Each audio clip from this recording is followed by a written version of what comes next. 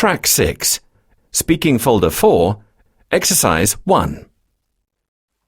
Pedro, what do you think is more enjoyable? Going to the cinema or going to a museum? Let me think. Cinema or museum? Well, for a lot of people, going to the cinema is very popular at the moment, and a lot of new films nowadays are very good. I like all kinds of films, and I often go to my local cinema at the weekend with my friends and family. On the other hand, many people also enjoy going to museums. However, for me, I prefer going to the cinema because I find museums a bit boring. I would rather see a film than some old pots. Natalia, what do you think? Well, I know a lot of people really enjoy going to the cinema, but it's so expensive. And another thing is, I just find a lot of the films today boring. They're all the same. However, I really enjoy visiting museums and art galleries.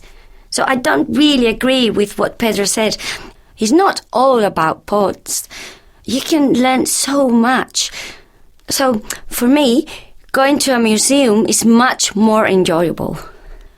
Natalia, many people prefer watching films and TV on DVD or online these days. Why do you think that is? As I just said, generally it's quite expensive to go to the cinema. And if you go with 3 friends, it's expensive, maybe 30 or 40 euros. But if you watch a DVD, a lot of people have big TVs nowadays, it's much more economical. And if you watch TV online, you can watch your favorite series and you can watch 4 episodes in one day if you like. It's up to you. Pedro, do you agree? Yes, Natalia's right. And with watching series online, you don't have to watch all the publicity, the adverts. I don't like adverts because they're very annoying. And at some times of the day, they're on all the time. Pedro, what do you think is the biggest advantage of holding a music or cultural festival in a town or city? Do you mean not in a field, not in the country?